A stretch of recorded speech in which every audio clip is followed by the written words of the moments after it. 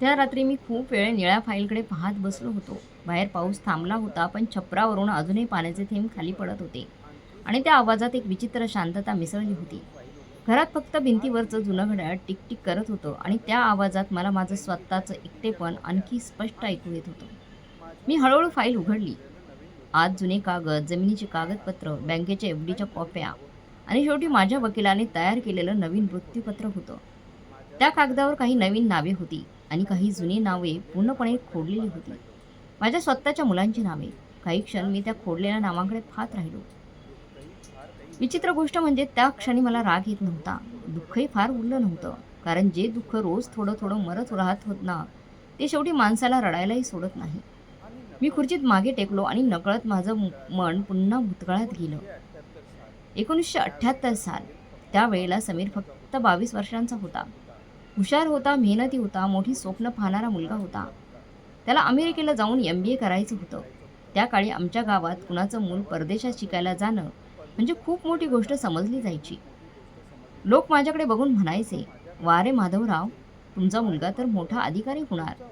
आणि ते ऐकलं की माझी छाती अभिमानाने भरून यायची. मला वाटायचं माझं आयुष्य सफल झालं. पण त्या स्वप्नांची किंमत खूप मोठी होती. 6 लाख रुपये. त्या काळात माझ्यासाठी ती रक्कम म्हणजे डोंगरासारखी होती. मी एका सरकारी ऑफिसमध्ये साधीशी नोकरी करणारा माणूस होतो. महिन्याचा पगार घर खर्चात आणि मुलांच्या शिक्षणात संपून जायचा. सुद्धा खूप समजूतदार होती. ती प्रत्येक रुपया जपून वापरायची. जुन्या साड्या पुन्हा पुन्हा शिवून वापरायची. दिवाळीत स्वतःसाठी नवीन साडी कधी घेतली नाही. तरी मुलांना नवीन कपडे ती घ्यायची. पण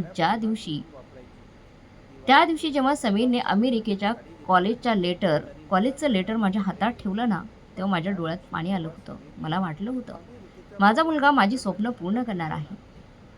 त्या रात्री आम्ही दोघं छतावर बसलो होतो.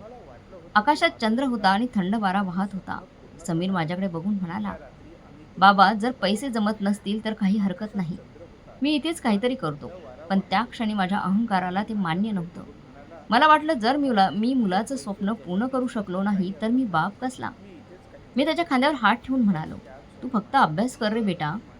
पैशांची काळजी तू करू नकोस. मी पैशांची काहीतरी व्यवस्था करतो."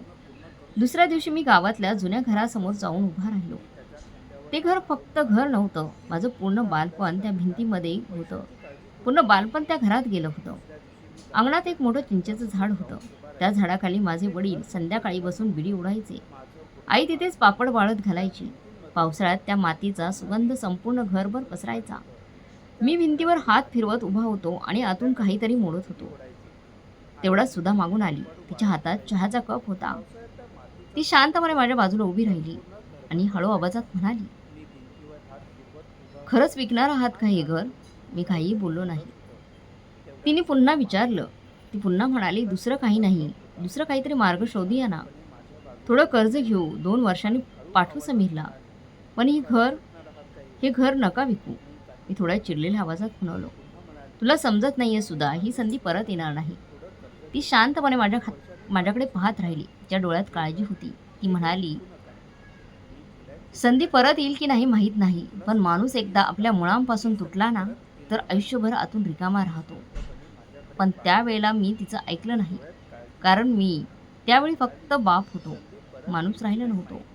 काही दिवसांनी आम्ही रजिस्ट्रेशन ऑफिसमध्ये बसलो होतो. समोर कागद ठेवलेले होते. दलाल सतत बोलत होता, "माधवराव, आता सही करा. वेळ जातीये. वेळ निघून जातीये, सही करून घ्या." माझ्या हातातलं पेन होता, पण हात थरथरत होते. सही करताना माझ्या डोळ्यासमोर माझे वडील उभे राहिले. त्यांचा आवाज कानात घुमत होता, "ही जमीन, हे घर कधी सोडू नकोस बेटा." पण तरी मी सही केली. त्या दिवशी तिथून घरी परतताना मी पूर्ण रस्ता शांत होतो. सुद्धा काही बोलली नाही. घरी आल्यावर मी थेट अंगणातल्या खुर्चीत जाऊन बसलो. संध्याकाळ होत होती. आकाश लालसर झालं होतं. शेजारच्या मंदिरातून आरतीचा आवाज येत होता आणि त्या क्षणी अचानक माझ्या डोळ्यातून पाणी आलं. मी पहिल्यांदा सुधासमोर रडलो. ती माझ्याजवळ आली. शांतपणे माझ्या डोक्यावर हात फिरवत म्हणाली, "इतकं तुटून जाऊ नका. मुलासाठी केलं ना मुलासाठी केलं ना हे सगळं, एक दिवस तो समजून घेईल. आपल्याला आधार होईल म्हातारपणात." त्या एका वाक्यावर मी पुन्हा स्वतःला सावरलं. कारण त्या काळात आम्हा दोघांचं आयुष्य मुलांभोवती फिरत होतं. त्यानंतर समीर अमेरिकेला गेला. पहिल्या काही महिन्यात तो दर आठवड्याला फोन करायचा. "बाबा, इथलं सगळं खूप वेगळं आहे, छान आहे. आई, मला तुझ्या हातचं जेवण आठवते." आम्ही दोघं तासनतास त्याच्याशी बोलायचो, गप्पा मारायचो. सुद्धा त्याच्यासाठी लाडू करून पार्सल पाठवायची. मी त्याला जास्त पैसे लागले तर ओव्हरटाईम करायचो, पण त्याला पैसे पाठवायचो. पण हळूहळू त्याचे फोन कमी होत गेले. आधी आठवड्यातून एकदा, मग महिन्यातून एकदा, मग फक्त कामापुरतंच तो फोन करायला लागला. आम्ही दोघे फक्त प्रत्येक वेळी स्वतःला समजवायचो, मुलगा मोठा होतोय, व्यस्त असेल, कामात असेल, अभ्यास करत असेल. पण खरं सांगू, त्या दिवसापासून आमच्यातलं काहीतरी हळूहळू रिकामं व्हायला लागलं. आम्ही तेव्हा समजलो नाही, आम्हाला तेव्हा कळलं नाही. पण त्या दिवशी जेव्हा मी माझं घर विकलं ना, तेव्हा खरं तर मी फक्त घर विकलं नव्हतं. मी माझ्या आयुष्याचा आधारच विकून टाकला होता त्यावेळेस. घर विकल्यानंतर काही दिवस आमच्या आयुष्यात खूप विचित्र घटना घडल्या. खूप विचित्र शांततेत गेलं. बाहेरून सगळं पूर्वीसारखं दिसत होतं, पण आतून आम्ही दोघंही पूर्णपणे बदललेलो होतो. समीर अमेरिकेला जाण्याच्या तयारीत होता. घरात त्याच्या बॅगा भरल्या जात होत्या. नवीन कपडे घेतले जात होते. नातेवाईक येऊन त्याचं कौतुक करत होते. "वा माधवराव, मुलगा परदेशात जातोय म्हणजे तुमचं जे नशीब नशीब खूप मोठं आहे." आणि मी प्रत्येक वेळी हसत मान हलवायचो. पण त्या हसण्यात कुठेतरी एक रिकामेपणा होता. कारण रोज सकाळी उठल्यावर अंगणात उभं राहून मला त्या जुन्या घराची आठवण यायची, जे घर मी विकलं होतं. नकळत माझे पाय अजूनही त्या दिशेने वळायचे, जिथे आता दुसऱ्यांचं कुलूप लावलेलं होतं. एकदा तर मी चुकून तिथपर्यंत चालत गेलो आणि दूर उभं राहूनच बराच वेळ त्या घराकडे पाहत राहिलो. जुन्या आठवणी आठवत राहिलो. नवीन मालकाने भिंतीला रंग दिला होता. अंगणातलं चिंचेचं झाड होतं, ते तोडून टाकण्यात आलं होतं. आणि जिथे माझी आई तुळशीला पाणी घालायची, तिथे आता मोटरसायकल उभी होती. त्या क्षणी मला पहिल्यांदाच जाणवलं की काही गोष्टी विकल्या जात नाहीत, त्या तुटल्या जातात. समीरच्या जाण्याचा दिवस जवळ आला. समीरला अमेरिकेला जायचं होतं. तसं सुद्धा आणखी शांत व्हायला लागली. ती दिवसभर त्याच्यासाठी वेगवेगळे पदार्थ बनवत बसायची. चकल्या, लाडू, शंकरपाळ्या, चिवडा. जणू तिच्या हातच्या चवीतून ते मुलाला स्वतःचं प्रेम बांधून देत होती. रात्री ती कपडे घडी करत बसायची आणि मध्येच बस थांबून समीरच्या शर्टावरून हात फिरवायची. एकदा मी तिला विचारलं, "काय झालं?" तर ती हसली आणि म्हणाली, "काही नाही. फक्त असं वाटतंय की घरातला आवाज एक कमी होणार आहे एक आवाज."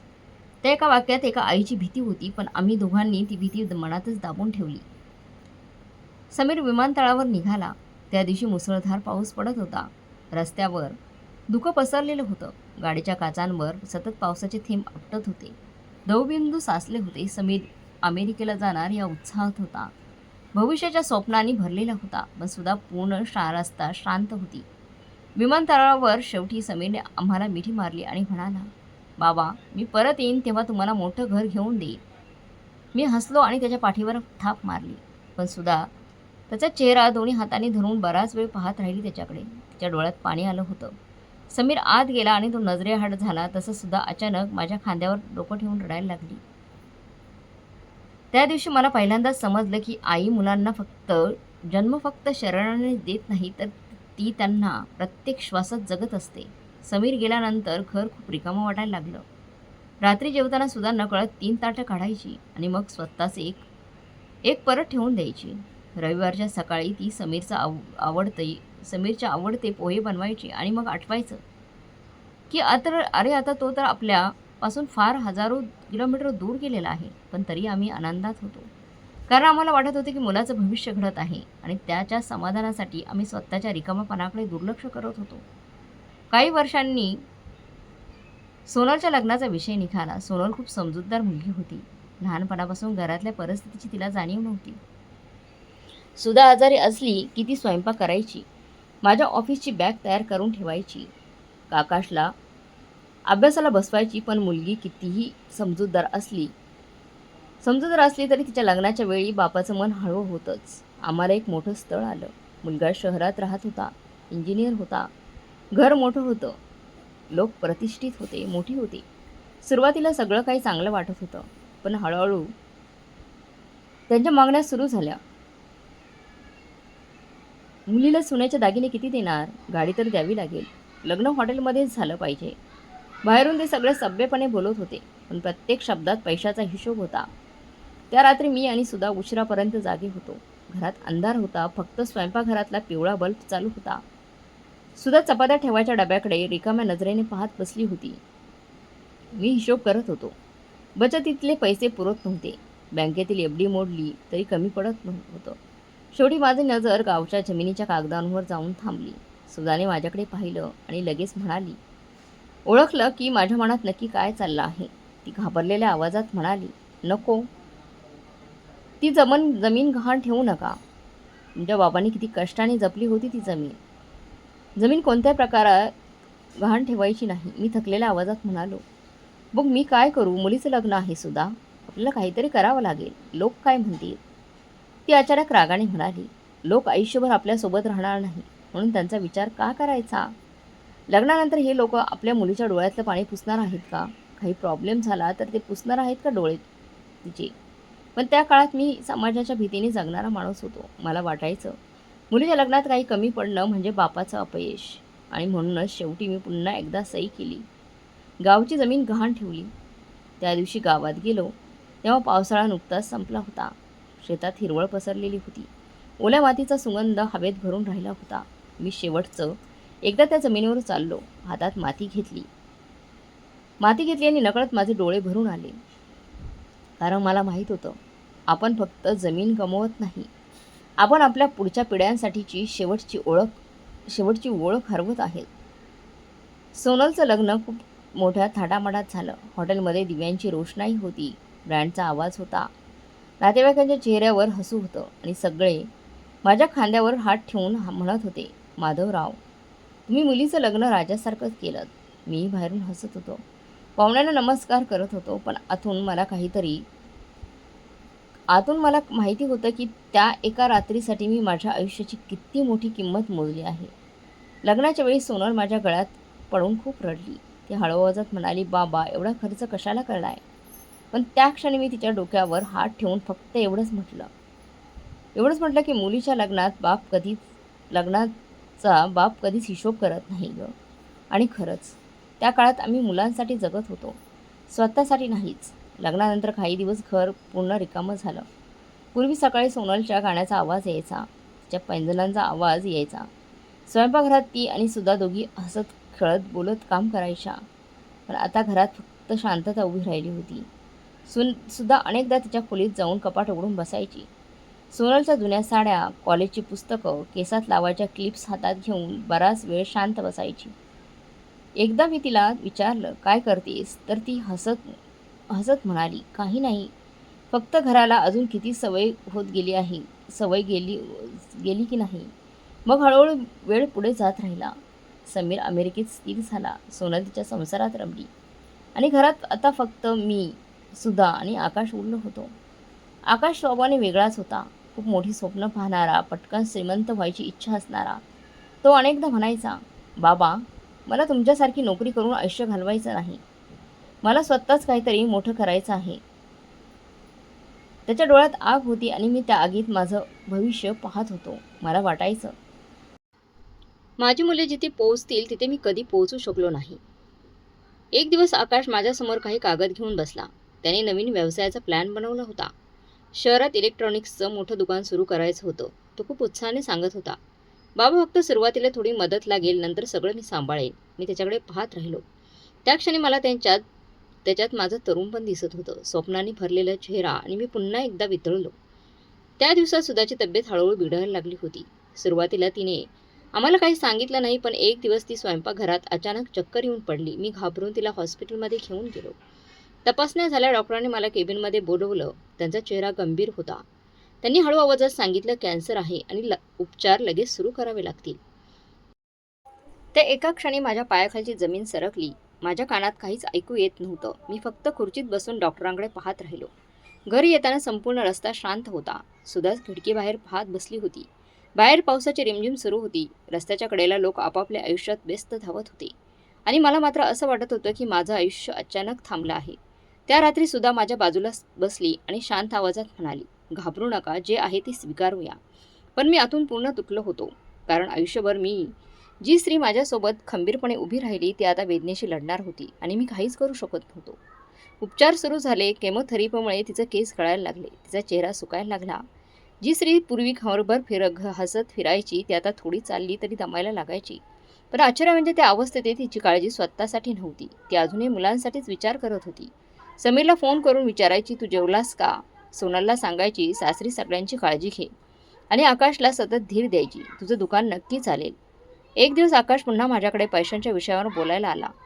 त्याला व्यवसायासाठी मोठी रक्कम हवी होती. मी शांत बसलो होतो. कारण एका बाजूला सुधाचे उपचार होते आणि दुसऱ्या बाजूला मुलाचं स्वप्न. त्या रात्री मी कपाटातून माझ्या प्रॉव्हिडंट फंडचे कागद बाहेर काढले. सुधा बेडवर पडली होती. तिच्या हातात सलाईन लावलेलं होतं. तिने माझ्या हातातले कागद पाहिले आणि लगेच समजलं. ती खूप वेळ शांत राहिली. मग हळू आवाजात म्हणाली, हे पैसे आपल्या म्हातारपणासाठी आहेत. मी नजर चुकवत म्हणालो, आकाशचं आयुष्य उभं राहिलं पाहिजे. ती काही क्षण माझ्याकडे पाहत राहिली. तिच्या डोळ्यात पाणी होतं पण आवाज खूप शांत होता.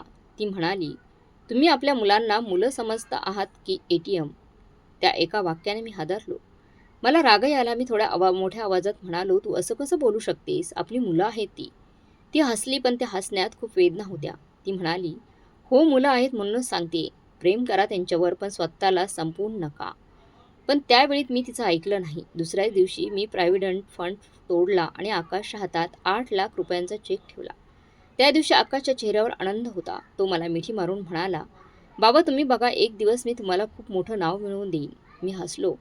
पण माझ्या मागे उभी असलेली सुद्धा मात्र शांत होती. तिच्या डोळ्यात एक भीती होती. जणू तिला भविष्यात काय होणार आहे ते आधीच दिसत होतं. आकाशचा व्यवसाय सुरू झाला आणि सुरुवातीचे काही महिने घरात पुन्हा थोडा उत्साह परत आला. तो रोज नवीन नवीन योजना सांगायचा. दुकानात किती ग्राहक आले, किती माल विकला गेला, कोणत्या कंपनीची एजन्सी मिळणार आहे, हे सगळं मोठ्या उत्साहाने बोलायचा. मी आणि सुद्धा दोघंही त्याचं बोलणं ऐकून आनंदी व्हायचो. कारण आई वडिलांना स्वतःच्या सुखापेक्षा मुलांच्या चेहऱ्यावरचं समाधान जास्त महत्त्वाचं वाटतं.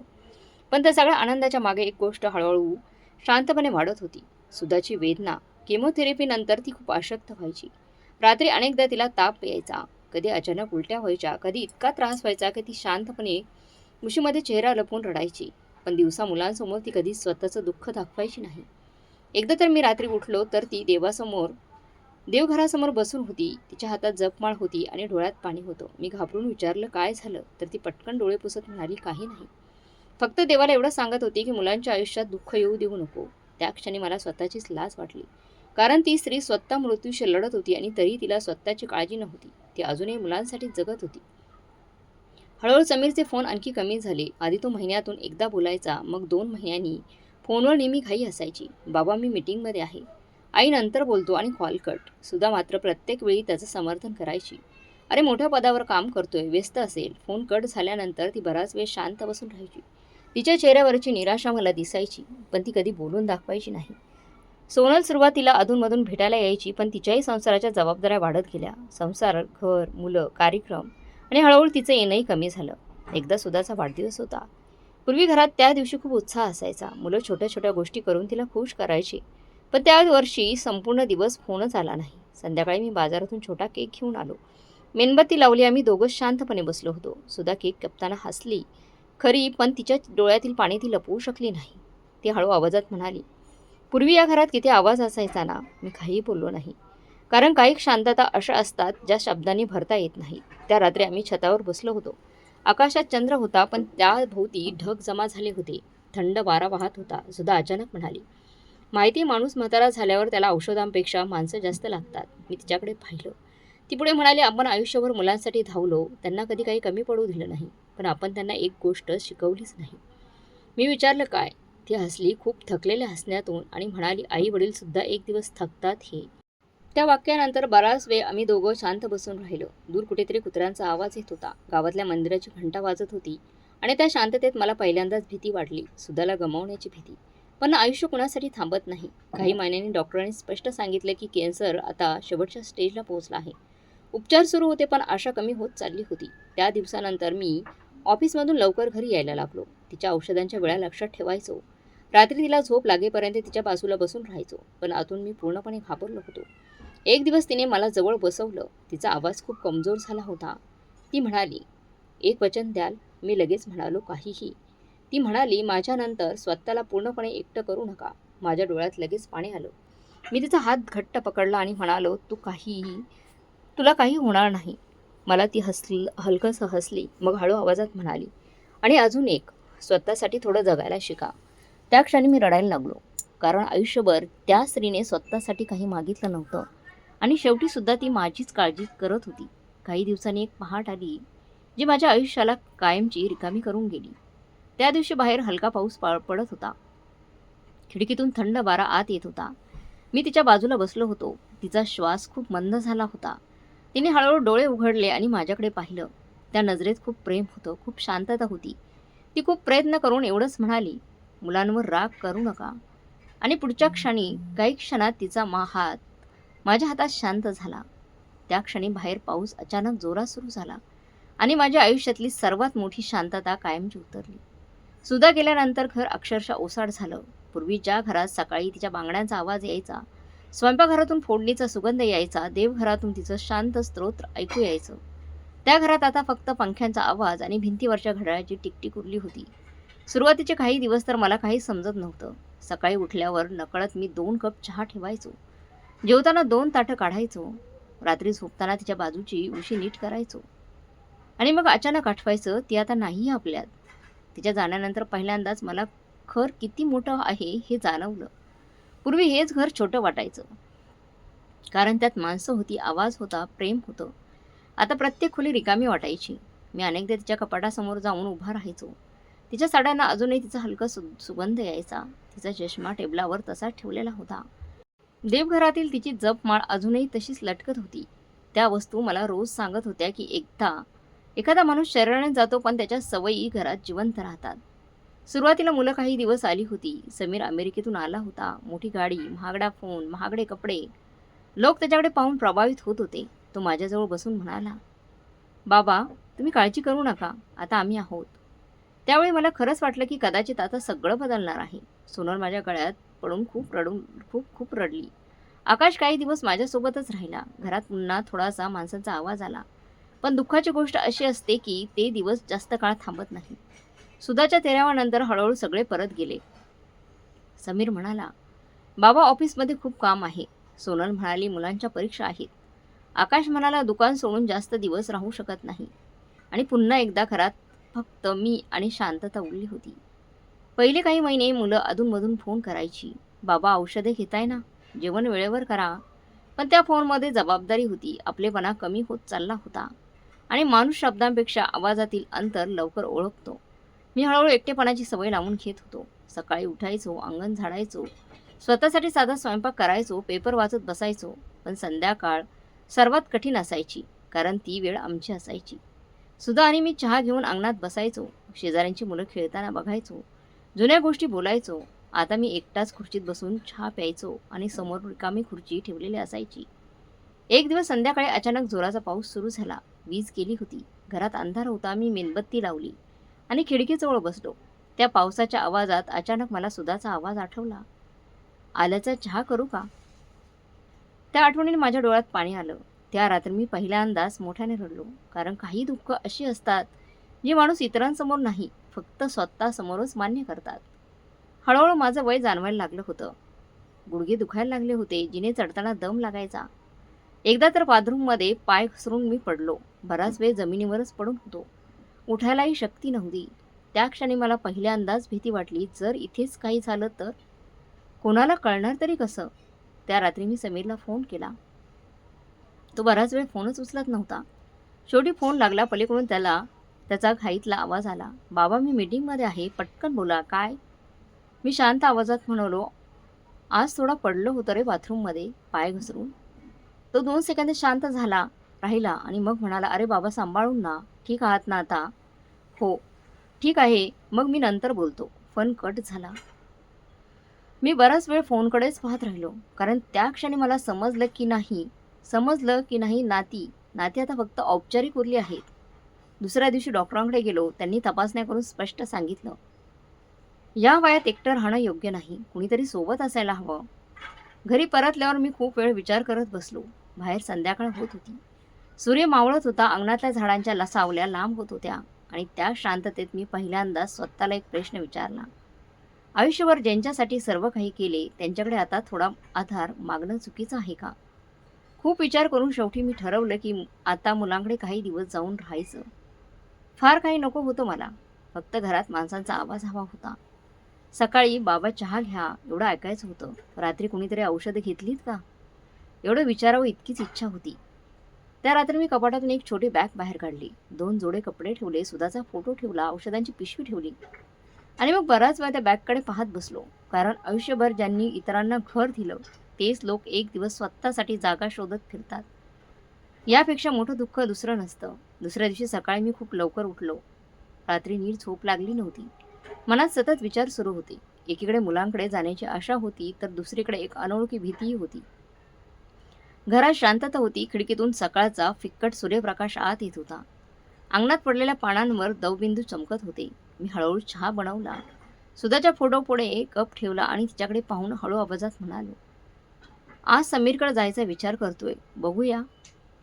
त्या क्षणी माझ्या स्वतःच्या आवाजातही एक संकोच होता. कारण आयुष्यभर स्वतःच्या मुलांसाठी सर्व काही करणारा बाप पहिल्यांदाच त्यांच्याकडे राहण्यासाठी परवानगी मागणार होता. मी सकाळी 10च्या सुमारास समीरला फोन लावला. 2 वेळा फोन वाजला पण त्याने काही फोन उचलला नाही. तिसऱ्या वेळेला फोन लागला. पलीकडून त्याला त्याचा घाईतला आवाज आला, हॅलो बाबा.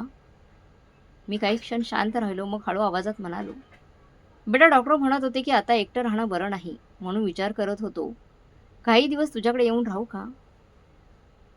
फोनच्या दुसऱ्या बाजूला अचानक शांतता पसरली. ती शांतता माझ्या छातीत उतरायला लागली. काही सेकंद कुणीच बोललं नाही. मग समीर म्हणाला, हां बाबा, म्हणजे तुम्ही कधी येणार म्हणताय. त्याच्या आवाजातला संकोच मला लगेच जाणवला. मी स्वतःला सावरत म्हणालो, जास्त काही नाही रे, फक्त काही दिवस. तेवढ्यात पलीकडून त्याची पत्नी नेहाचा आवाज आला. बहुतेक फोन स्पीकरवर होता. ती म्हणाली, पप्पा घर तर तुमचंच आहे, पण खरं सांगू का, इथे थोडं अवघड होईल. मुलांचे क्लासेस असतात, आम्ही दोघंही दिवसभर बाहेर असतो. तुम्ही दिवसभर एकटे पडाल. तुम्हाला गावात जास्त बरं वाटेल. तिचा आवाज नम्र होता, पण त्या नम्रतेत अंतर होतं. जणू ती मला थेट नाहीच म्हणत होती. नाही म्हणत नव्हती, पण हो सुद्धा म्हणत नव्हती. मी जबरदस्ती हसत म्हणालो, हो बेटा, मी फक्त विचारलं. फोन ठेवल्यानंतर बराच वेळ मी तसाच बसून राहिलो. माझ्या हातात अजूनही फोन होता. खिडकीबाहेर काही चिमण्या अंगणात दाणे टिपत होत्या. दूर कुठेतरी मंदिराची घंटा वाजत होती. पण त्या क्षणी मला सगळं खूप रिकामं वाटत होतं. त्या दिवशी संध्याकाळी मी बराच वेळ सुधाच्या फोटोपुढे बसलो. नकळत माझ्या तोंडून शब्द बाहेर पडले, सुधा, आपण काय चूक केली. या प्रश्नाचं उत्तर अर्थातच नव्हतं, पण माझ्या मनात तिचा जुना आवाज घुमत होता. आपण मुलांना सर्व काही दिलं, पण आपली किंमत शिकवली नाही. मी स्वतःला समजावलं की समीर खरंच व्यस्त असेल. शहरातलं आयुष्य वेगळं असतं. जागेची अडचण असेल. म्हणून दुसऱ्या दिवशी मी सोनलला फोन केला. सोनलने फोन उचलताच प्रेमाने विचारलं, बाबा कसे आहात. तिचा आवाज ऐकून माझ्या मनाला थोडा आधार वाटला. मी तिला सगळं सांगितलं. डॉक्टर काय म्हणाले, एकटेपणा कसा वाढतोय, काही दिवस तिच्याकडे राहायची इच्छा. ती शांतपणे ऐकत होती. काही क्षणांनी ती हळू आवाजात म्हणाली, बाबा, मला खरंच खूप आवडेल तुम्ही यायला, पण सासूबाईंची तब्येत हल्ली ठीक नसते. घरात सतत पाहुणे असतात आणि तुम्हाला इथे आराम मिळणार नाही. ती थांबली. मग हळू आवाजात म्हणाली, मी अधूनमधून येत जाईन ना तुमच्याकडे बाबा, तुम्ही काही काळजी करू नका. त्या क्षणी मला तिच्यावर राग आला नाही, कारण तिच्या आवाजात अपराधीपणा होता. ती मुलगी अजूनही मनाने माझ्याजवळ होती, पण परिस्थितीने तिला दूर नेलं होतं. आता फक्त आकाश उरला होता. मी त्याला फोन केला तेव्हा तो दुकानात होता. त्याचा आवाज नेहमीप्रमाणे घाईत होता. बाबा बोला, पटकन ग्राहक आहेत. मी पुन्हा तेच बोललो. तो काही क्षण शांत राहिला आणि मग म्हणाला, बाबा, दुकानाचं काम खूप वाढलंय, घरही छोटं आहे, तुम्हाला तिथे त्रास होईल, थोडे दिवस थांबा ना, मी काहीतरी बघतो तुमच्यासाठी, थोडे दिवस. हे 2 शब्द त्या दिवसापासून माझ्या आयुष्यात कायमचे अडकून राहिले. कारण प्रत्येक वेळी मला फक्त थोडे दिवस थांबायला सांगितलं गेलं होतं, पण कुणी मला जवळ घेतलं नाही. त्या रात्री मी जेवलो नाही, भूकच नव्हती. अंगणात मी बराच वेळ अंधाराकडे पाहत राहिलो. रस्त्यावरून लोक आपापल्या घरी परतत होते. कुठेतरी मुलं हसत खेळत होती. शेजारच्या घरातून टीव्हीचा आवाज येत होता आणि माझ्या घरात फक्त शांतता होती. मग अचानक मला जाणवलं, आयुष्यभर मी ज्याला माझं कुटुंब म्हणत होतो त्यात आता माझ्यासाठी जागाच उरली नव्हती. त्या दिवसानंतर मी कुणालाच फोन करणं कमी केलं. कारण माणूस एकदा स्वतःच्या माणसांकडे आधार मागून नाकारला गेला ना, तर तो पुन्हा सहजपणे हात पुढे करू शकत नाही. पण खरी वेदना अजून बाकी होती. काही दिवसांनी समीरचा फोन आला. अनेक दिवसांनी मी पटकन फोन उचलला. मनात एक छोटी आशा जागी झाली की कदाचित त्याला माझी आठवण आली असेल. पण तो म्हणाला, "बाबा, एक काम होतं. गावच्या जमिनीचे काही कागद लागणार आहेत. बँकेत लोनचं काम आहे." त्या क्षणी माझ्या छातीत काहीतरी तुटलं. कारण अनेक दिवसांनी आलेल्या त्या फोनमध्ये "बाबा, तुम्ही कसे आहात?" हा प्रश्नच नव्हता. फक्त काम होतं, फक्त गरज होती. आणि त्या रात्री पहिल्यांदाच मी कपाटातून निळी फाईल बाहेर काढली. त्या रात्री घरात खूप शांतता होती. बाहेर थंड वारा वाहत होता. आकाशात ढग होते आणि अधूनमधून वीज चमकत होती. मी हळूहळू कपाट उघडलं आणि आतून ती निळी फाईल बाहेर काढली. फाईलवर धुळीचा हलका थर जमा झाला होता. मी हाताने ती धूळ झटकली आणि टेबलावर बसलो. समोर सुधाचा फोटो होता. तिच्या फोटोखाली अजूनही रोजची ताजी फुलं ठेवायची माझी सवय तशीच होती. मी काही क्षण तिच्याकडे पाहत राहिलो आणि मग हळू आवाजात म्हणालो, "सुधा, आता मी थकलोय." त्या क्षणी माझ्या डोळ्यात पाणी आलं, पण त्या पाण्यात राग नव्हता. फक्त खूप खोल थकवा होता. कारण माणूस जेव्हा अनोळखी लोकांकडून दुखावला जातो ना, तेव्हा थोडा वेळ रडतो. पण जेव्हा स्वतःच्याच मुलांकडून हळूहळू विसरला जातो, तेव्हा तो आतून पूर्णपणे तुटून जातो. मी फाईल उघडली. आज जुनी कागदपत्र होती. घराचे कागद, जमिनीचे रजिस्ट्रेशन, बँकेचे तपशील, सुधाच्या एफडीच्या कॉप्या आणि त्या प्रत्येक कागदाला एक आठवण चिटकवलेली होती. एका कागदावर समीरच्या शिक्षणासाठी घेतलेल्या कर्जाची सही होती. दुसऱ्यावर सोनलच्या लग्नासाठी गहाण ठेवलेल्या जमिनीची नोंद होती. एका फाईलमध्ये आकाशला दिलेल्या पैशांचे व्यवहार होते. मी एक एक कागद पाहत होतो आणि मला असं वाटत होतं जणू मी माझं संपूर्ण आयुष्य कागदावर विखुरलेलं पाहतोय. त्या रात्री मी पहिल्यांदाच हिशोब केला. आयुष्यभर दिलेल्या पैशांचा नाही, तर दिलेल्या प्रेमाचा. आणि त्या हिशोबात एक गोष्ट खूप स्पष्ट दिसत होती. मी मुलांना कधी नाही म्हणालोच नव्हतो. समीरला परदेशात जायचं होतं, मी घर विकलं. सोनलचं मोठं लग्न करायचं होतं, मी जमीन गहाण ठेवली. आकाशला व्यवसाय करायचा होता, मी म्हातारपणाची बचत तोडली आणि त्याला दिली.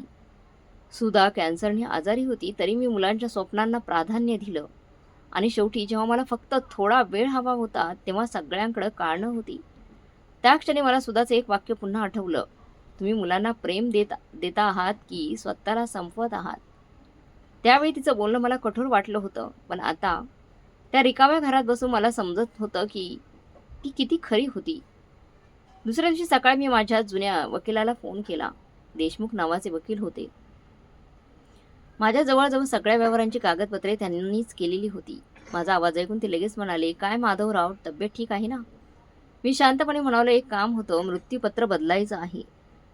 फोनच्या दुसऱ्या बाजूला काही शांतता शांतता पसरली. मग त्यांनी हळू आवाजात विचारलं, "सगळं ठीक आहे ना?" मी फक्त एवढंच म्हटलं, "आता काहीतरी बरोबर करायचं आहे." दुपारी ते घरी आले. बाहेर हलका पाऊस पडत होता. त्यांनी टेबलावर कागद मांडले. चष्मा लावून माझ्याकडे पाहत म्हणाले, "माधवराव, नीट विचार करून निर्णय घ्या. शेवटी मुलं आहेत तुमची." मी हलकंसं हसलो, पण त्या हसण्यात खूप वेदना होत्या. मी म्हणालो, "हो, मुलं आहेत, म्हणूनच इतकी वर्ष काही बोललो नाही. शांत होतो." मग मी हळूहळू बोलायला सुरुवात केली. "समीरचं नाव अर्ध्या जमिनीतून काढा." देशमुख माझ्याकडे पाहत राहिले. "आकाशला जाणारे मासिक पैसे पूर्ण बंद करा." त्यांनी शांतपणे लिहायला सुरुवात केली, "आणि उरलेली गावची जमीन अंजलीच्या नावावर करा." हे ऐकताच ते थोडे थांबले. त्यांनी विचारलं, "पुतणी?" मी मान हलवली. मग खूप वेळानंतर मी पहिल्यांदाच मन मोकळं केलं. मी त्यांना सांगितलं की गेली 7 वर्ष एकही रविवार असा गेला नाही ज्या दिवशी अंजली आली नाही. ती माझ्यासाठी जेवण बनवते, औषधं आणते, हॉस्पिटलमध्ये घेऊन जाते, वाढदिवसाला छोटासा केक घेऊन येते आणि सर्वात महत्त्वाचं म्हणजे ती मला वेळ देते. मी म्हणालो, "देशमुख, रक्ताच्या नात्यांनी मला वारसा म्हणून एकटेपणा दिला आणि जिचा काही हक्क नव्हता तिने मला माणूस म्हणून जपलं." देशमुख शांत बसून ऐकत होते. मग मी पुढचं नाव घेतलं, "सुधाचे दागिने सुषमाजींना द्या." "शेजारच्या सुषमाजींना?" "हो." मी हलकंसं हसलो आणि म्हणालो, "गेली 3 वर्ष त्या प्रत्येक रविवारी माझ्यासाठी डबा पाठवतात, ताप आला की विचारायला येतात. दिवाळीत घरात पहिला दिवा त्यांनी लावला होता. आणि माझ्या स्वतःच्या मुलांना एवढं सुद्धा आठवलं नाही की मी घरात एकटा आहे." हे बोलताना माझा आवाज थरथरला. देशमुखांनी पेन खाली ठेवला आणि काही क्षण शांत बसून राहिले. मग हळू आवाजात म्हणाले, "तुम्हाला मुलांवर राग आहे का?" मी खूप वेळ विचार केला. मग शांतपणे म्हणालो, "नाही, राग नाही. फक्त आता उशिरा का होईना मला समजले की नातं जन्माने टिकत नाही, तर नातं वेळ देऊन टिकतं." बाहेर पाऊस वाढत होता. खिडकीवर थेंब आपटत होते. घरात ओल्या मातीचा सुगंध पसरला होता. आणि त्या शांत वातावरणात मी मृत्यूपत्रावर सही केली. त्या क्षणी माझे हात अजिबात थरथरले नाहीत. कारण आतून मी आधीच खूप काही गमावून बसलेलो होतो. पण अजून एक गोष्ट बाकी होती. माझ्या मुलांसाठी एक शेवटचं पत्र लिहिण्याची. त्या रात्री देशमुख गेल्यानंतर मी बराच वेळ टेबलाजवळ शांत बसून राहिलो. घरात पूर्ण शांतता होती. भिंतीवरचं घड्याळ रात्रीचे 11 वाजल्याचं सांगत होते. बाहेर पाऊस थांबला होता, पण छपरावरून अजूनही थेंब खाली टपटप पडत होते. खिडकीतून थंड हवा आत येत होती आणि त्या हवेसोबत जुन्या आठवणीही घरभर फिरत होत्या. माझ्यासमोर पांढरा कागद ठेवलेला होता. पेन हातात होता. पण शब्द बाहेर येत नव्हते. कारण आयुष्यभर ज्यांच्यासाठी जगलो त्यांच्याबद्दल शेवटचं सत्य लिहिणं इतकं सोपं नव्हतं. मी काही क्षण डोळे मिटले आणि अचानक मला माझी तिन्ही मुलं लहानपणीची दिसायला लागली. समीर माझ्या खांद्यावर बसून जत्रेत फिरत होता. सोनल माझं बोट पकडून शाळेत जात होती. आकाश माझ्या छातीवर झोपलेला होता. त्या आठवणी इतक्या जिवंत होत्या की काही क्षण मला वाटलं, कदाचित अजूनही सगळं बदलू शकतं. कदाचित उद्या फोन वाजेल. कदाचित माझी मुलं अचानक दारात उभी राहतील आणि म्हणतील, बाबा चला घरी आता. पण लगेच वास्तव समोर आलं. 90 दिवस, पूर्ण 90 दिवस कुणाकडे माझ्यासाठी 10 मिनिटंही नव्हती. मी खोल श्वास घेतला आणि लिहायला सुरुवात केली. प्रिय समीर, सोनल आणि आकाश. पहिलंच वाक्य लिहिताना हात थरथरला, कारण त्या 3 नावामध्ये माझं पूर्ण आयुष्य होतं. मी पुढे लिहिलं, हे पत्र लिहिताना माझ्या मनात तुमच्याबद्दल राग नाही. कारण आईवडिलांचं मन शेवटपर्यंत मुलांवर राग धरू शकत नाही. पण एक गोष्ट मात्र नक्की आहे, मी आता खूप थकलोय. लिहिताना माझ्या डोळ्यासमोर एक प्रसंग उभा राहत आहे. समीरसाठी विकलेलं घर, सोनालसाठी घाण ठेवलेली जमीन, आकाशसाठी तोडलेलं प्रॉव्हिडंट फंड, सुधाचे अश्रू, तिचं आजारपण, तिचा शेवटचा श्वास आणि त्यानंतर माझं रिकामं घर, माझं एकटेपण. मी पुढं लिहिलं, मी तुम्हाला आयुष्यभर सर्व काही दिलं, कदाचित जास्तच दिलं. इतकं दिलं की तुम्हाला कधी माझी गरजच वाटली नाही. तुमच्या प्रत्येक स्वप्नासाठी मी स्वतःची स्वप्न तोडली. तुमच्या प्रत्येक अडचणीसाठी मी स्वतःला तोडलं. पण आता या वयात मला फक्त थोडा वेळ हवा आहे. 2 शब्द हवेत होते. एवढंच. त्या ओळी लिहिताना माझ्या डोळ्यातून पाणी खाली पडलं आणि कागदावर छोटा डाग पडला. मी काही क्षण थांबलो. बाहेर रात्रीचा वारा झाडांच्या पानांना हलवत होता. दूर कुठेतरी कुत्रे भुंकत होती. त्या शांततेत मला सुधाचा आवाज पुन्हा ऐकू आला. मुलांवर राग करू नका. मी पुन्हा लिहायला सुरुवात केली. तुम्ही वाईट नाही आहात. कदाचित चूक माझीच होती. मी तुम्हाला नेहमी दिलं, पण कधी थांबून हे शिकवलं नाही की आई वडील सुद्धा एक दिवस एकटे पडतील. त्यांनाही आधार हवा असतो. मी तुम्हाला प्रत्येक वेळी वाचवलं म्हणून कदाचित तुम्हाला कधी माझ्या वेदना दिसल्याच नाहीत. त्या क्षणी मला स्वतःबद्दल पहिल्यांदाच दया आली. कारण आई वडील आपल्या मुलांवर इतकं प्रेम करतात की शेवटी स्वतःच हरवून बसतात. मी पत्रात पुढे लिहिलं, मी मृत्यूपत्र बदललेलं आहे. हा निर्णय रागातून घेतलेला नाही.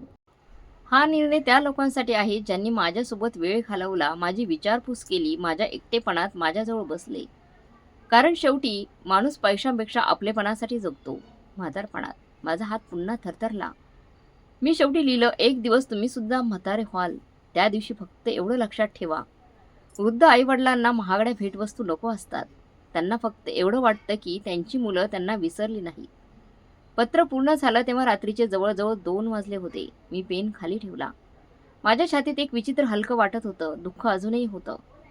पण अनेक वर्षांनी पहिल्यांदाच मी मनातलं सत्य बोललो होतो.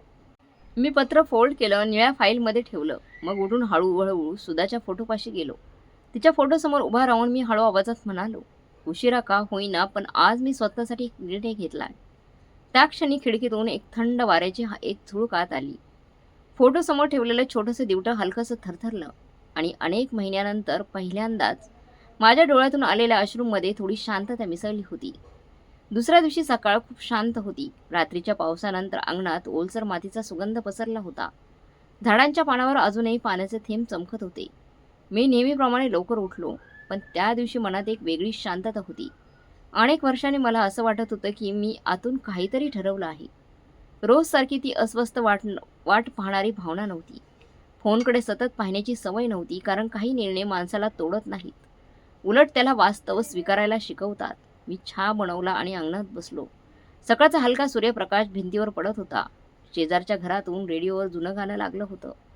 पूर्वी अशा छोट्या छोट्या गोष्टी मी लक्षातच घेत नव्हतो, कारण आयुष्यभर मी फक्त धावत राहिलो होतो.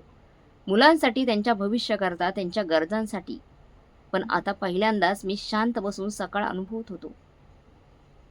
तेवढ्यात अंजली आली. तिच्या हातात गरम उपम्याचा डबा होता. ती आत येत म्हणाली, "काका, आज तब्येत कशी आहे?" मी हसून म्हणालो, "आज बरं वाटतंय गं." ती लगेच म्हणाली, "मग आज चेहऱ्यावर थोडं हसू दिसतंय."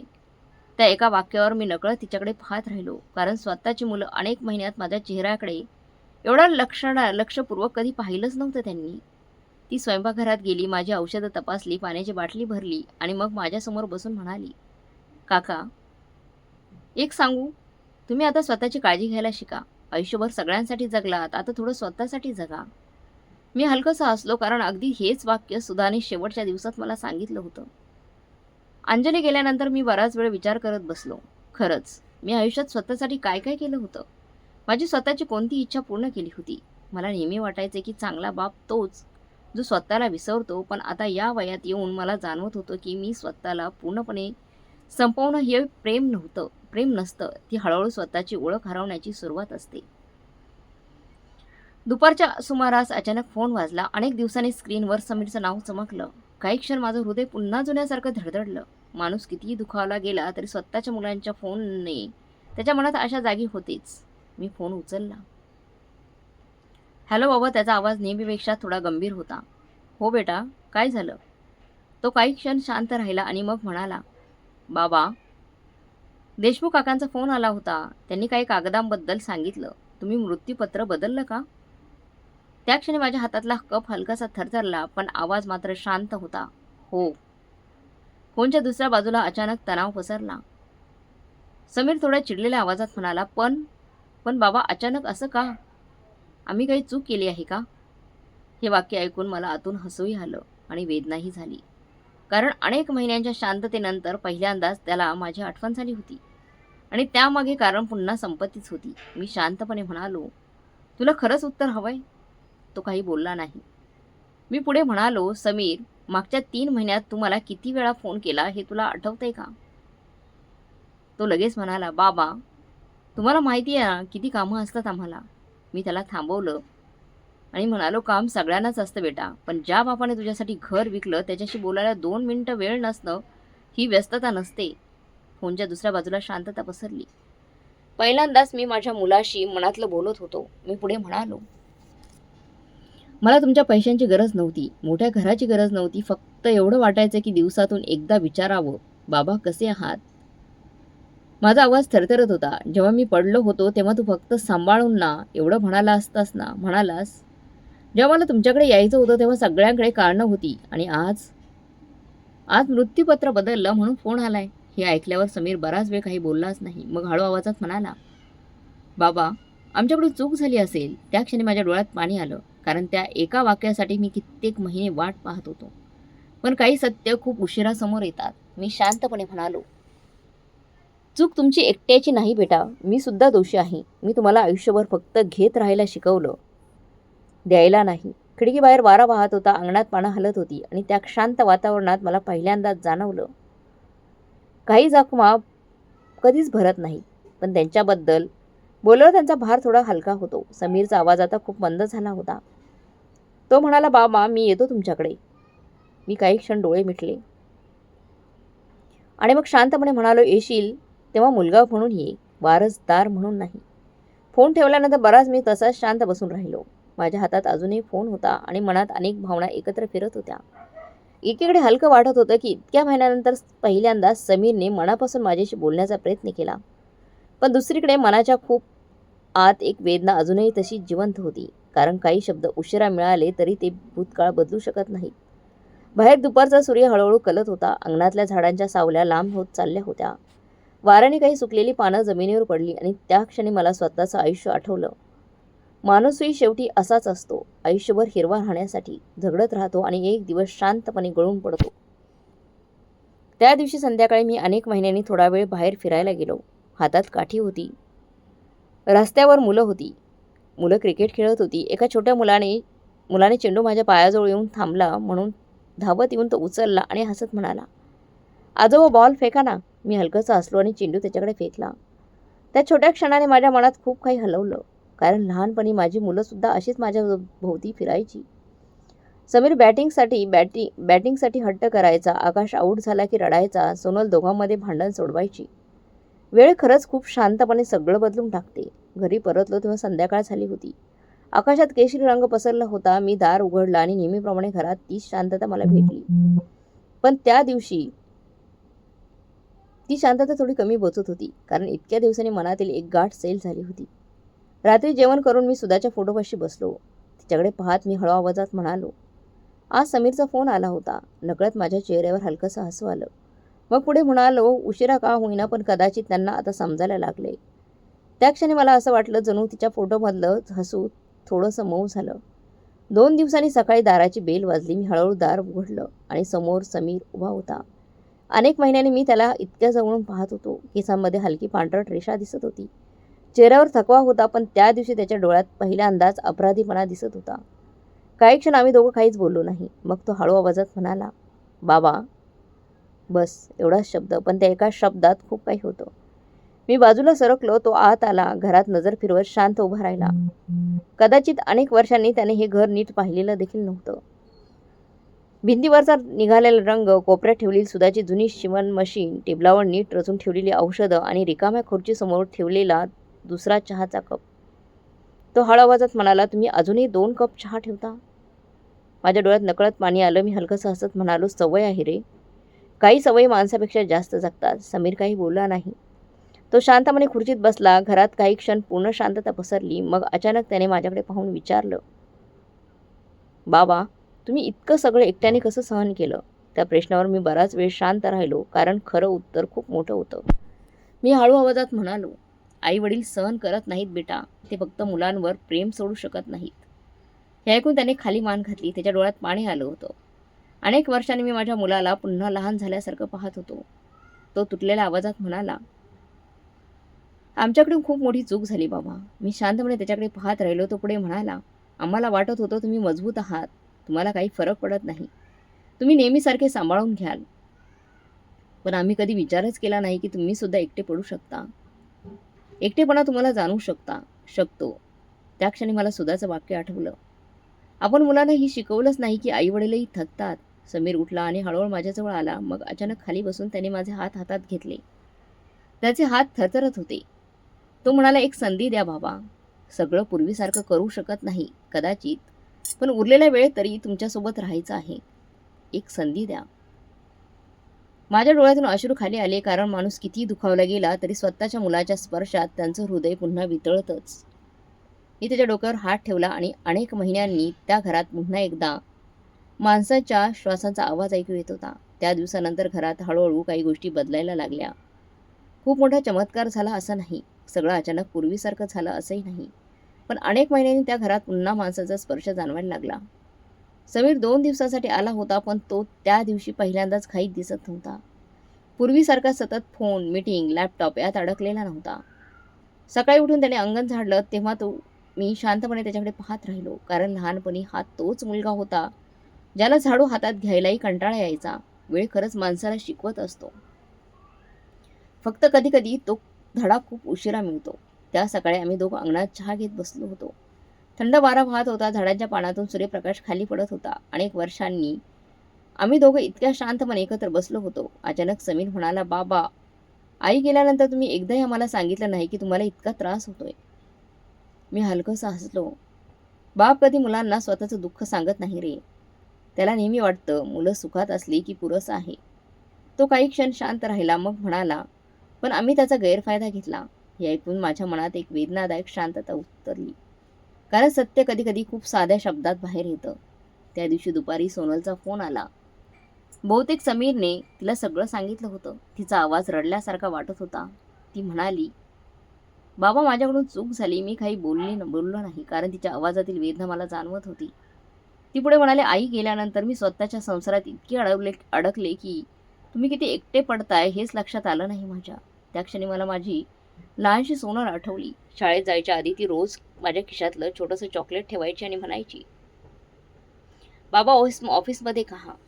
काळानुसार माणसं बदलतात, पण आठवणी मात्र कधीच बदलत नाहीत. मी तिला शांतपणे म्हणालो, उशिरा का होईना, पण तुला जाणवलं ना, एवढंच पुरेसं आहे. ती फोनवरच रडायला लागली. त्या रात्री समीर माझ्यासोबत बराच वेळ बसला. आम्ही जुन्या गोष्टी बोलत होतो. अचानक त्याची नजर भिंतीवरच्या एका जुन्या फोटोवर गेली. त्या फोटोमध्ये आम्ही सगळे गावच्या जुन्या घरासमोर उभे होतो. तेच घर जे मी त्याच्यासाठी विकलं होतं. समीर बराच वेळ त्या फोटोकडे पाहत राहिला. मग हळू आवाजात विचारलं, "हे घर विकताना तुम्हाला खूप वाईट वाटलं असेल ना बाबा?" मी काही क्षण शांत राहिलो. खिडकीबाहेर रात्रीचा वारा वाहत होता. दूर कुठेतरी ट्रेनचा आवाज ऐकू येत होता. त्या शांततेत मी हळू आवाजात म्हणालो, "त्या दिवशी मला असं वाटलं होतं जणू मी माझ्या वडिलांना दुसऱ्यांदा गमावतोय. पण त्यावेळी तुझं भविष्य मला त्या घरापेक्षा मोठं वाटलं." हे ऐकताच समीरच्या डोळ्यात पाणी आलं. तो तुटलेल्या आवाजात म्हणाला, "आणि मी त्या त्यागाची किंमतच ओळखली नाही." मी त्याच्या खांद्यावर हात ठेवला. मुलं लहान असताना आईवडिलांचं प्रेम त्यांना स्वाभाविक वाटतं रे. त्याची किंमत त्यांना स्वतःच्या आईवडील झाल्यावर समजते. त्या रात्री आम्ही दोघं खूप वेळ शांत बसून राहिलो. काही नात्यांना मोठमोठ्या शब्दांची गरज नसते, फक्त एकमेकांच्या शांततेत बसण्याची गरज असते. पुढच्या काही दिवसात आकाश सुद्धा आला. तो घरात शिरताना खूप संकोचलेला दिसत होता. त्याच्या चेहऱ्यावर अपराधीपणा स्पष्ट दिसत होता. तो माझ्यासमोर बसलाही नाही. सुरुवातीला बराच वेळ खाली मान घालून उभाच राहिला. मग अचानक म्हणाला, "बाबा, मी तुमच्याकडे फक्त गरज पडली की आलो." मी त्याच्याकडे पाहिलं. त्याच्या डोळ्यात पाणी होतं. तो पुढे म्हणाला, "बाबा, तुम्ही मला व्यवसायासाठी सगळं दिलंत आणि मी तुम्हाला वेळही दिला नाही. माझ्यातून फार मोठी चूक झाली." त्या क्षणी माझ्या मनातला कठोरपणा हळूहळू विरघळायला लागला. कारण समोर आता मोठा झालेले व्यापारी नव्हता, तर चूक मान्य करणारा माझा मुलगा उभा होता. मी शांतपणे म्हणालो, "पैसे परत मिळतात बेटा, पण गेलेली वेळ परत येत नाही." हे ऐकून तो खाली बसला आणि माझ्या मांडीवर डोकं ठेवून रडायला लागला. अगदी लहानपणी रडायचा, अगदी तसाच. आणि त्या क्षणी अनेक वर्षांनी माझ्या घरात पुन्हा एकदा नात्यांचा आवाज परत यायला लागला. त्या रात्री मी झोपायला गेलो तेव्हा खिडकीतून थंड हवा आत येत होती. आकाश स्वच्छ होतं. अनेक दिवसांनी पाऊस नव्हता. चंद्रप्रकाश खोलीत पसरला होता. मी हळूहळू सुधाच्या फोटोपाशी गेलो आणि तिच्याकडे पाहून हसलो. "बघ सुधा, आपली मुलं परत आलीत." त्या क्षणी माझ्या डोळ्यात अश्रू होते. पण यावेळी त्या अश्रूमध्ये फक्त दुःख नव्हते, थोडासा उशीर मिळालेला आपलेपणासुद्धा मिसळलेला होता. पुढचे काही महिने माझ्या आयुष्यात खूप वेगळे गेले. घरात आता पुन्हा अधूनमधून माणसाचा आवाज यायला लागला होता. समीर महिन्यातून एकदा येऊ लागला. सोनल प्रत्येक रविवारी फोन करायची आणि कधीकधी मुलांना घेऊन भेटायलाही यायची. आकाश तर अनेकदा संध्याकाळी अचानक दुकान बंद करून यायचा आणि माझ्यासोबत बसून चहा प्यायचा. बाहेरून पाहिलं असतं तर कुणालाही वाटलं असतं की सगळं पुन्हा ठीक झालं आहे. पण खरं सांगायचं तर काही नाती तुटल्यावर पुन्हा जोडली जातात. मात्र त्यावरची भेग कायम दिसत राहते आणि त्या भेगा मला रोज दिसायच्या. समीर आता माझ्याशी खूप प्रेमाने बोलायचा. औषधं वेळेवर घेता का ते विचारायचा. हॉस्पिटलच्या चेकअपसाठी स्वतः गाडी घेऊन यायचा. पण कधीकधी तो अचानक शांत व्हायचा. बहुतेक त्यालाही भूतकाळ आठवत असावा. कारण माणूस स्वतःच्या चुका विसरू शकतो, पण आईवडिलांच्या डोळ्यात आलेला एकटेपणा विसरू शकत नाही. एक दिवस आम्ही दोघं अंगणात बसलो होतो. संध्याकाळ झाली होती. आकाश लालसर झालं होतं. झाडांवर पक्षी परत येत होते. अचानक समीर हळू आवाजात म्हणाला, "बाबा, त्या दिवशी जर तुम्ही मृत्यूपत्र बदललं नसतं ना, तर कदाचित आम्हाला आमची चूक कधीच समजली नसती." मी त्याच्याकडे पाहिलं. तो पुढे म्हणाला, "आम्हाला वाटत होतं की पैसा पाठवणं, मोठ्या दिवशी फोन करणं, कधी कधी फोन करणं एवढंच पुरेसं असतं. पण आम्ही विसरलो की तुम्हाला पैशांपेक्षा आमचा वेळ हवा होता." त्या क्षणी मला जाणवलं की काही वेळा माणसाला गमावण्याची भीती वाटल्याशिवाय नात्यांची किंमत कळत नाही. सोनल सोनल एकदा आली होती. ती घर साफ करत होती. अचानक तिला स्वयंपाकघरात आईचा जुना डबा सापडला. तो हातात घेऊन ती बराच वेळ शांत उभी राहिली. मग अचानक रडायला लागली. ती म्हणाली, "आईने आयुष्यभर स्वतःसाठी काही मागितलंच नाही ना बाबा." मी हलकंसं हसलो. आई लोक तशाच असतात. आई आई तशाच असतात ग. स्वतःच्या वाट्याचं सुख सुद्धा मुलांच्या ताटात वाढून देतात. हे ऐकून ती माझ्या खांद्यावर डोकं ठेवून बराच वेळ रडत राहिली. आकाशमध्ये खूप बदल झाला होता. पूर्वीसारखा फक्त व्यवसाय, पैसा, धावपळ यात अडकलेला नव्हता. एकदा रात्री तो माझ्यासोबत जेवत बसला होता. अचानक म्हणाला, "बाबा, मी माझ्या मुलाला आता रोज वेळ देतो, कारण मला भीती वाटते. उद्या तो माझ्याशी तसाच दूर वागला तर." त्या क्षणी मला जाणवलं की माझ्या वेदनेतून कदाचित पुढची पिढी काहीतरी शिकत होती. पण वय कोणासाठी थांबत नाही. माझं शरीर आता खूप थकायला लागलं होतं. चालताना दम लागायचा, रात्री झोप कमी व्हायची. डॉक्टरांनी स्पष्ट सांगितलं होतं की आता काळजी जास्त घ्यावी लागेल. मुलं आता खरंच प्रयत्न करत होती. पण मला आतून जाणवत होतं की माझा प्रवास हळूहळू शेवटाकडे चाललाय. एक दिवस सकाळी मी अंगणात बसलो होतो. थंड वारा वाहत होता. झाडावरून एक पान हळूच खाली पडलं. मी बराच वेळ त्या पानाकडे पाहत राहिलो. आणि अचानक मला आयुष्य समजलं. माणूस आयुष्यभर झाडाला घट्ट धरून राहतो, पण शेवटी प्रत्येक मनाला शांतपणे खाली पडावंच लागतं. त्या दिवशी मी मुलांना जवळ बसवलं. समीर, सोनल, आकाश तिघही माझ्यासमोर बसले होते. अनेक वर्षांनी आम्ही पुन्हा एकत्र होतो. घरात हलकी संध्याकाळ उतरली होती. सुधाचा फोटो भिंतीवर शांतपणे आमच्याकडे पाहत होता. मी हळू आवाजात म्हणाले, एक गोष्ट लक्षात ठेवा, आयुष्यात पैसा कमवा, नाव कमवा, मोठं व्हा, पण घरातले म्हातारे आई वडिलांना कधी एकटं पाडू देऊ नका. तिघांच्या डोळ्यात पाणी आलं. मी पुढे म्हणालो, वृद्ध माणूस जास्त काही मागत नाही. त्याला फक्त एवढं वाटतं की दिवसातून कुणीतरी त्याचं नाव प्रेमाने घ्यावं. त्या क्षणी घरात पूर्ण शांतता पसरली होती. फक्त भिंतीवरचं घड्याळ चालू होतं आणि त्या शांततेत मला सुधाची खूप आठवण येत होती. काही दिवसांनी माझी तब्येत अचानक जास्त बिघडली. रात्री श्वास घ्यायला सुद्धा त्रास होऊ लागला. मुलांनी मला हॉस्पिटलमध्ये ॲडमिट केलं. त्या खोलीत पांढऱ्या भिंती होत्या, औषधांचा वास होता, मशीनचे आवाज होते. पण त्यावेळी एक गोष्ट वेगळी होती. मी एकटा नव्हतो. समीर माझ्या पलंगाजवळ बसला होता. सोनल माझा हात धरून होती. आकाश रात्रभर जागा होता. आणि त्या क्षणी मला जाणवलं, उशिरा का होईना पण माझी मुलं परत आली होती. रात्री उशिरा मी डोळे उघडले. खिडकीतून चंद्रप्रकाश आत येत होता. मला समोर सुधा उभी असल्यासारखी वाटली. ती शांत हसत होती, अगदी जुन्यासारखी. मी हलकसा हसलो. माझ्या हातावर मुलांचे हात होत होते. आणि अनेक वर्षांनी पहिल्यांदाच मला एकटेपणाची भीती वाटत नव्हती. त्या रात्री माझ्या चेहऱ्यावर एक शांत हसू होतं. कारण शेवटी माणूस संपत्ती घेऊन जात नाही. तो शेवटच्या क्षणी फक्त एवढंच पाहतो, आपली माणसं जवळ आहेत का, आपल्या जवळ आहेत का. त्या रात्रीनंतर माझी तब्येत आणखी खालावत गेली. डॉक्टर काहीतरी समजावून सांगत होते, औषधं बदलत होते, नर्स येऊन इंजेक्शन्स देत होती, मशीनचे आवाज सतत चालू होते. पण आता मला स्वतःला जाणवत होतं की शरीर थकत चाललं आहे. आयुष्यभर धावत राहिलेले हे शरीर आता शांत होत आहे, शांत बसायची परवानगी मागत आहे. पण त्यावेळी एक गोष्ट मात्र बदलली होती. माझ्या पलंगाजवळ आता नेहमी कुणीतरी असायचं, माझ्या जवळ असायचं. समीर पहाटेपर्यंत जागा बसायचा. अनेकदा मी डोळे उघडले की तो शांतपणे माझ्या पायांवर चादर नीट करताना दिसायचा. एक दिवस तर मी उठलो तेव्हा तो माझी औषधं वेळेनुसार लिहून ठेवत होता. मला अचानक आठवलं, लहानपणी त्याला ताप आला होता तेव्हा मी अशीच रात्रभर त्याच्या डोक्यावर पट्ट्या ठेवत बसायचो. आयुष्य खूप विचित्र आहे. एक दिवस आई वडील मुलांना धरून चालायला शिकवतात आणि एक दिवस तीच मुलं त्यांना आधार देत चालवतात. सोनल रोज घरी बनवलेले जेवण घेऊन यायची. डॉक्टरांनी काही खाऊ नका म्हटलं तरी ती हट्टाने म्हणायची, बाबा 2 घास तरी खा. तिच्या डोळ्यात आता सतत एक अपराधीपणा असायचा.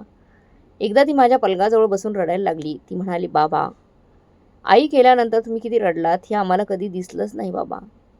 मी तिच्या डोक्यावर हात ठेवला आणि हळू आवाजात म्हणालो, आई वडील मुलांसमोर रडत नाहीत ग. त्यांना भीती वाटते की मुलं घाबरतील. आकाशामध्ये सर्वात जास्त बदल दिसत होता. पूर्वी पैशाच्या मागे धावणारा तो मुलगा आता रात्री हॉस्पिटलच्या खुर्चीवर बसून पाय दाबत बसायचा.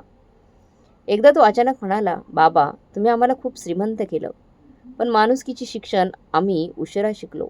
त्यांचा आवाज थरथरत होता. मी त्याच्याकडे पाहून हलकंसं हसलो. उशिरा शिकलेला धडा कधी कधी आयुष्यभर लक्षात राहतो बेटा.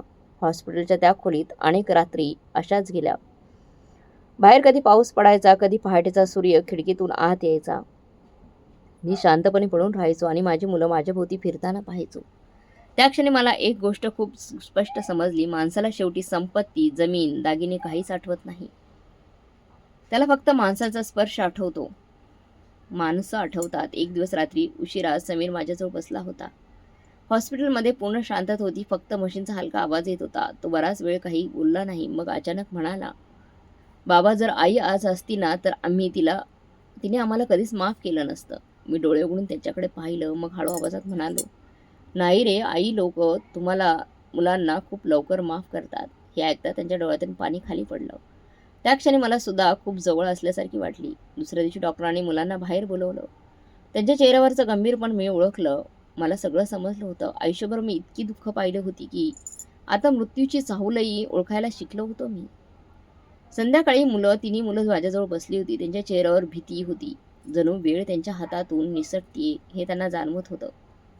मी खूप प्रयत्न करून हळू आवाजात म्हणालो, रडू नका, मला आता शांत वाटते. सोनलने माझा हात घट्ट पकडला. समीर खाली मान घालून बसला होता. आकाश सतत डोळे पुसत होता. मी त्यांच्याकडे पाहिलं आणि मनात एक विचित्र समाधान आलं. कारण अनेक महिन्यांपूर्वी ज्या घरात फक्त शांतता होती तिथे आता पुन्हा नात्यांचा श्वास परत आला होता. त्या रात्री खिडकीतून चंद्रप्रकाश आत येत होता. मला अचानक असं वाटलं जणू मी पुन्हा त्या जुन्या घराच्या अंगणात उभा आहे. चिंचेचं झाड आहे. सुधा स्वयंपाकघरातून मला हाक मारतीये. मुलं अंगणात खेळत आहेत आणि मी पुन्हा एकदा तरुण झालोय. माझ्या ओठांवर हलकंसं हसू आलं. मी शेवटच्यांदा डोळे उघडले. समोर माझी मुलं होती. त्यांच्या डोळ्यात प्रेम होता, पश्चाताप होता आणि सर्वात महत्त्वाचं म्हणजे त्यांना आता माझी किंमत समजली होती. मी खूप वेळ हळू आवाजात शेवटचं एवढंच म्हणालो, मुलांनो, आई-वडिलांना कधी वेळेच्या बाहेर ठेवू नका. आणि त्यानंतर माझा हात हळूहळू शांत झाला. पण त्या रात्री एक वृद्ध बापाचा मृत्यू झाला नाही. तीन मुलांच्या आयुष्यात पहिल्यांदाच आई-वडिलांचं प्रेम खरंच जिवंत झालं. माधवराव गेल्यानंतर घरात एक अशी शांतता पसरली होती जी शब्दांनी सांगता येणारी नव्हती. हॉस्पिटलमधून त्यांचं पार्थिव घरी आणलं तेव्हा संपूर्ण अंगण लोकांनी भरलं होतं. शेजारी, नातेवाईक, गावातले जुने ओळखीचे सगळे आले होते. पण त्या गर्दीत सुद्धा एक रिकामी जागा स्पष्ट जाणवत होती. घराचा आधार निघून गेला होता. सुधाच्या फोटोखाली आता माधवरावांचा फोटो ठेवला होता. दोघांच्या फोटोसमोर दिवा शांतपणे तेवत होता. सोनल त्या फोटोकडे पाहत रडत बसली होती. समीर कोपऱ्यात शांत उभा होता आणि आकाश पहिल्यांदाच पूर्णपणे तुटलेला दिसत होता. कारण काही दुःख असे असतात जी माणसाला आतून बदलून टाकतात. अंत्यसंस्कारानंतर रात्री उशिरा तिघही घरात बसले होते. घरातील प्रत्येक वस्तू आता वेगळंच बोलत होती. खुर्ची जिथे माधवराव रोज बसायचे, टेबलावर ठेवलेला त्यांचा चष्मा, औषधाची डबी आणि कोपऱ्यात टेकून ठेवलेली त्यांची काठी, त्या सगळ्या वस्तूंमध्ये त्यांचं अस्तित्व अजूनही जिवंत होतं. तेवढ्यात अंजलीने शांतपणे निळी फाईल आणून टेबलावर ठेवली. ती म्हणाली, काकांनी शेवटच्या दिवशी ही तुमच्यासाठी ठेवायला सांगितली होती. समीरने हळूहळू ती फाईल उघडली. आत मृत्यूपत्र होतं आणि त्याखाली ते पत्र होतं, तेच पत्र जे माधवरावांनी त्या पावसाळी रात्री लिहिलं होतं. समीरचे हात थरथरत होते. त्याने ते पत्र उघडलं आणि मोठ्याने वाचायला सुरुवात केली. प्रिय समीर, सोनल आणि आकाश. पहिल्याच ओळीवर तिघांचे डोळे भरून आले. तो पुढे वाचत राहिला. मी तुम्हाला सर्व काही दिलं कारण तुमच्या आनंदातच माझं आयुष्य होतं. पण शेवटी मला समजलं की आई वडिलांना पैशांपेक्षा वेळ जास्त हवा असतो. जेव्हा माणूस म्हातारा होतो ना, तेव्हा त्याला मोठ्या घराची गरज नसते. त्याला फक्त एवढं वाटतं की दिवसातून कुणीतरी प्रेमाने त्यांचं नाव घ्यावं.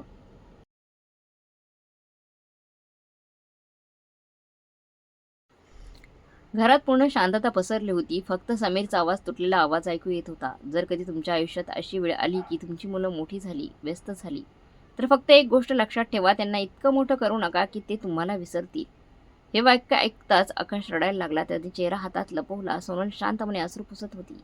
समीर पुढे वाचत राहिला, मी तुम्हाला माफ केलं आहे कारण आईवडिलांचं प्रेम शेवटी रागापेक्षा मोठं असतं. पण माझी एक शेवटची इच्छा आहे. तुमच्या मुलांना वेळ द्या आणि तुमच्या आईवडिलांना कधी एकटं सोडू नका. पत्र संपलं. घरात पूर्ण शांतता होती. त्या शांततेत तिघांनाही पहिल्यांदाच त्यांच्या वडिलांचं एकटेपण पूर्णपणे जाणवत होतं. त्या रात्री कुणाला झोप लागली नाही. समीर बराच वेळ अंगणात बसून राहिला. त्याच्या डोळ्यासमोर सतत एकच दृश्य फिरत होतं. पावसाच्या रात्री एकटा बसलेला त्याचा बाबा, फोनकडे पाहत वाट बघणारा. सोनल स्वयंपाकघरात गेली. तिने आईचा जुना डबा हातात घेतला आणि रडायला लागली. कारण तिला आठवत होतं, आई शेवटपर्यंत त्यांच्या आवडीचे पदार्थ बनवत होती आणि त्यांना कधी विचारलंच नाही की तिची तब्येत कशी आहे. आकाश त्या रिकाम्या खुर्चीजवळ जाऊन बसला जिथे बाबा रोज चहा प्यायचे. त्याने हाताने खुर्चीवरून हलकं फिरवलं आणि तुटलेल्या आवाजात म्हणाला, बाबा, आम्ही खूप उशीर केला. खिडकी बाहेर पहाट होत होती. आकाश हळूहळू उजळत होतं आणि त्या घरात पहिल्यांदाच 3 मुलांना आईवडिलांचं प्रेम किती मोठं असतं हे खरंच समजलं होतं. काही महिन्यांनी त्या घरात एक नवीन गोष्ट दिसायला लागली. प्रत्येक रविवारी 3 भावंडं एकत्र जमू लागली. त्यांची मुलं अंगणात खेळू लागली. घरात पुन्हा आवाज यायला लागला. पण आता एक फरक होता. जेव्हा ते आपल्या मुलांना जवळ घ्यायचे तेव्हा त्यांना स्वतःचे बाबा आठवायचे. समीर आता रोज सकाळी आपल्या मुलीला शाळेत सोडवायला स्वतः जायचा. सोनल दररोज सासूबाईंना स्वतः जेवण वाढायची. आकाश रात्री कितीही उशीर झाला तरी मुलांसोबत बसून जेवायचा. कारण एका वृद्ध बापाने मरताना त्यांना आयुष्याचा सर्वात मोठा धडा दिला होता. माणूस शेवटी पैशाने श्रीमंत होत नाही. तो आपल्या माणसांना दिलेल्या वेळेमुळे श्रीमंत होतो. आणि त्या जुन्या घराच्या भिंतींमध्ये आजही जणू एक शांत आवाज घुमत राहतो, आई वडिलांनी कधी वेळेच्या बाहेर ठेवू नका. तर मग मित्रमैत्रिणींनो, तुम्हाला आजची ही कथा कशी वाटली कमेंट बॉक्समध्ये नक्की कळवा. कथा चांगली वाटली असेल तर लाईक, शेअर, सबस्क्राईब नक्की करा. भेटूया पुढच्या कथेत. तोपर्यंत धन्यवाद.